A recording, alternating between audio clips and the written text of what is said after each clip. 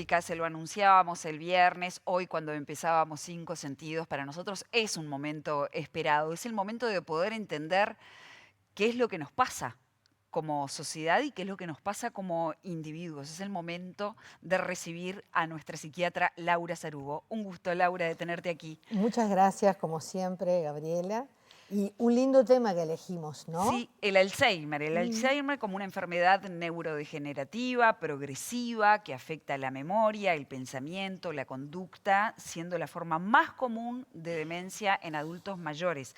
Les voy a tirar, antes de empezar a desglosar este tema tan delicado con quien sabe hacerlo, algunos datos. En Uruguay se estima que más de 50.000 personas viven en esta condición y se proyecta además un aumento muy significativo en los próximos años debido a lo que ustedes ya saben, lo que sabemos todos, que es el envejecimiento poblacional de nuestra sociedad.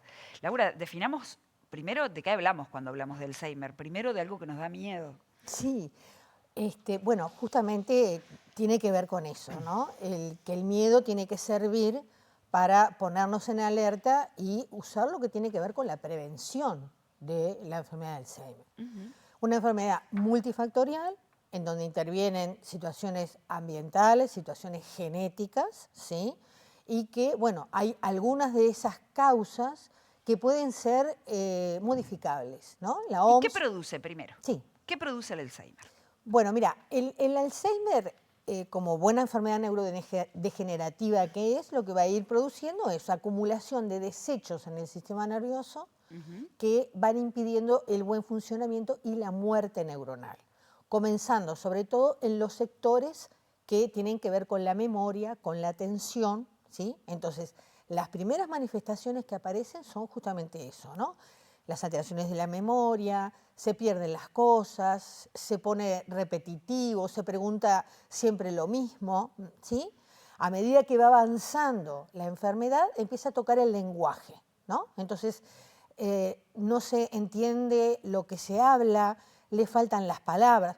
Ojo que estoy diciendo estas cosas y yo sé que mucha de la gente que nos está viendo puede sentirse identificado.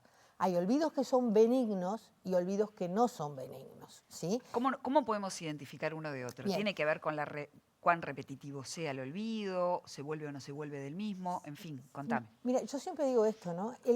El olvido es patológico cuando me olvidé que me olvidé, Ah, ¿no? está muy Ahora, bien esa si yo me definición. olvido ahora de dónde dejé las llaves y después me acuerdo, ¿sí? Eso no tiene que ver con un olvido patológico, ¿no? Claro. Tiene que ver a veces con ansiedad, estrés, con depresión, etcétera, etcétera, ¿no? Y con el Ujú. disco duro lleno como tenemos, ¿no?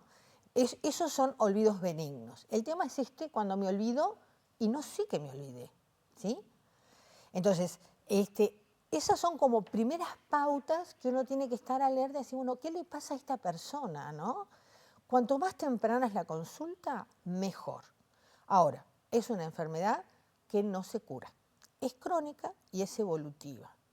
Lo único que sí podemos hacer es enlentecerla y por eso la importancia de la consulta temprana, ¿Y ¿sí? cuáles son los tipos de intervenciones médicas, psicosociales o medicamentosas que pueden tener, que podemos adoptar para prevenir o enlentecer el proceso de maduración de la enfermedad? Bueno, primero tiene que ver con el diagnóstico, ¿no? El Ujú. diagnóstico fundamentalmente es clínico, ¿sí?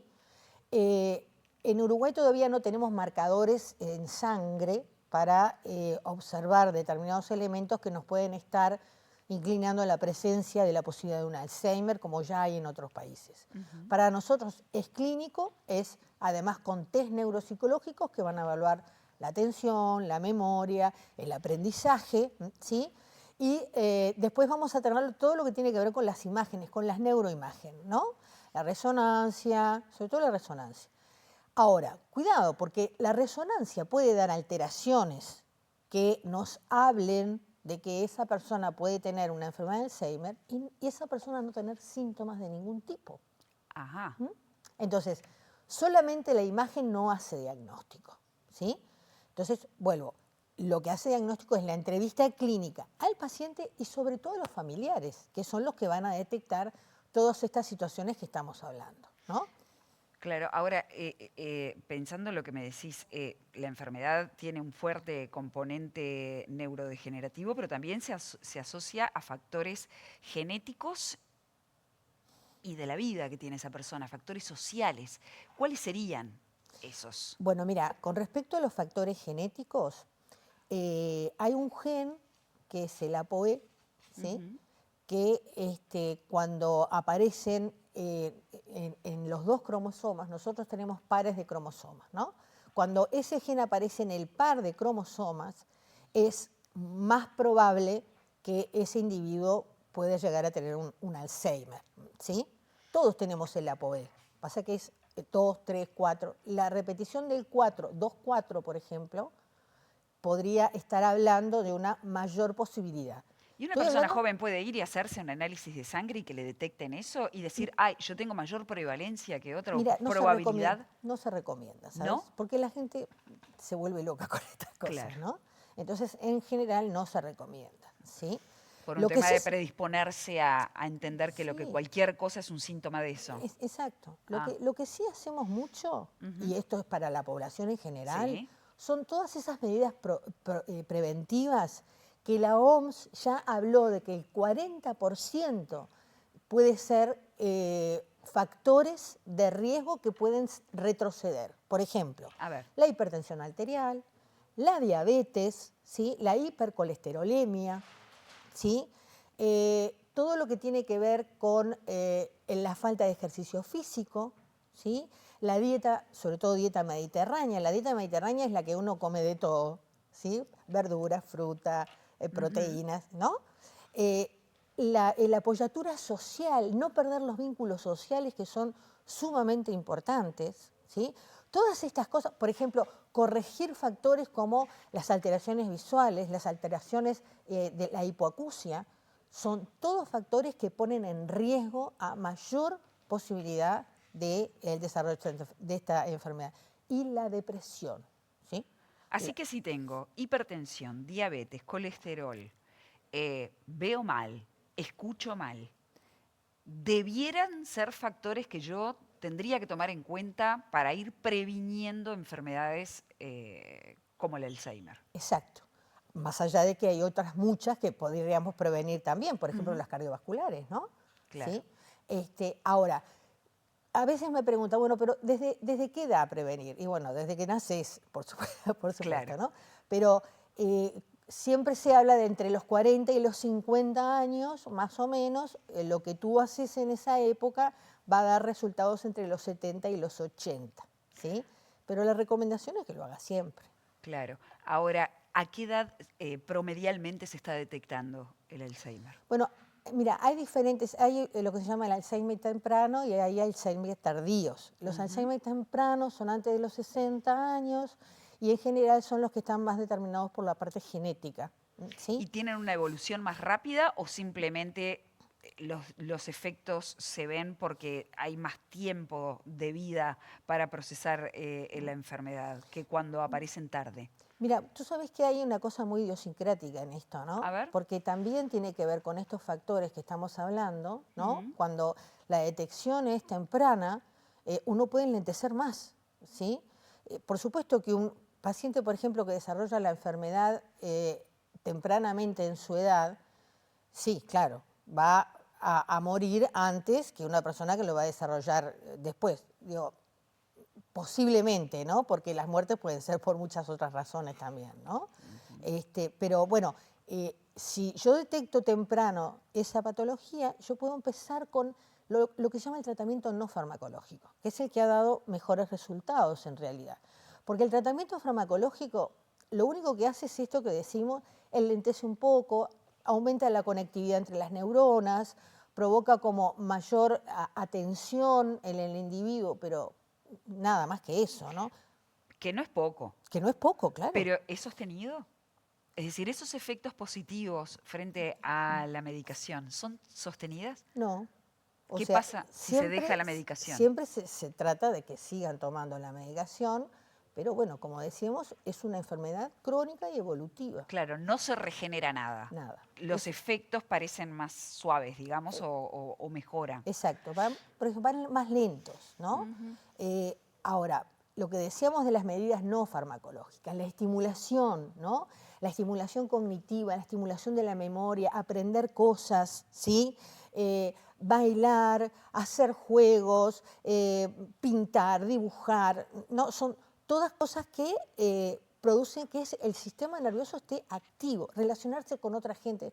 Yo a veces digo, sí, bueno, si yo me relaciono con mi familia, no con tu familia, no, pues siempre hablamos de lo mismo, ¿sí? Estás hablando de redes comunitarias. Exacto, de redes comunitarias. Esa es la parte más importante, Y ¿sí? en eso, ya sé que siempre hablamos de estas cuestiones en específico, pero en este caso, este problema neurodegenerativo genera también una conmoción social en el entorno. Entonces no podemos desprender esta enfermedad que le pasa al paciente de lo que podría ser un evento social, ¿no? Toda la familia afectada, toda la comunidad afectada.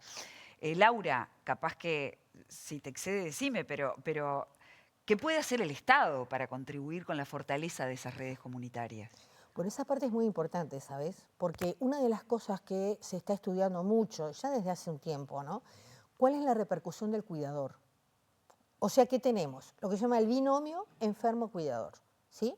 El cuidador, que en general son mujeres, sobre todo en países pobres o medianamente pobres, los pacientes no se institucionalizan, se quedan en la familia, son las mujeres las que cuidan, y esas mujeres que están 24/7 empiezan a tener alteraciones psicológicas y físicas, Es decir, ¿sí? ¿quién cuida al cuidador? Exacto, ¿quién cuida al cuidador? Entonces, la importancia de brindarle al cuidador grupos de apoyo, psicoeducación, momentos de recreación, que no esté todo el tiempo con el paciente, que pueda salir, que pueda hacer sus cosas, que tenga sus actividades. Es una parte muy importante, porque si no tenemos esto que decíamos, ¿no? Tenés el paciente que tiene el Alzheimer, tenés la familia, tenés el cuidador, tenés la sociedad, porque ese cuidador disminuye los horarios laborales para poder cuidar al paciente, ¿sí? Entonces, disminuye el ingreso también, o sea que hay un costo económico. Disminuye el ingreso y por otro lado crece fundamentalmente la compra de medicamentos, la adecuación de la casa, porque digo, hay que sacar cosas, hay que poner cosas, por ejemplo, en el baño, hay que modificar. Eso implica un costo que es muy importante para la familia, ¿sí? Desde el punto de vista comunitario, bueno, la ayuda que tiene que ver con los grupos de apoyo, ¿sí? Decirle siempre al cuidador, bueno, no estás solo, esto no lo tenés que hacer solo, ¿sí? Tenés quien te pueda acompañar, quien te pueda ayudar en esto. En este momento, por ejemplo, funciona un grupo de apoyo en el Hospital de Clínicas los miércoles de familiares, ¿sí? Los miércoles de mañana, no, de tarde creo que es, en donde estos familiares van acompañados por otros familiares y conversan y se dan tips, ¿no? Esto es buenísimo lo que estás diciendo. Es fundamental, porque además el paciente no es que se porta mal porque quiere portarse mal, es porque está enfermo. Entonces hay cosas que no puede expresar de otra manera que a veces con gritos o enojos o irritabilidad, ¿sí? Bueno, hacerlo, por ejemplo, razonar que eso está mal, estás en el horno porque nunca va a poder responder, Pero ¿no? ayudarlo sí, ayudarlo se puede. Ayudarlo sí. Gracias, Laura. Te dejo porque nos está esperando Joaquín de León en el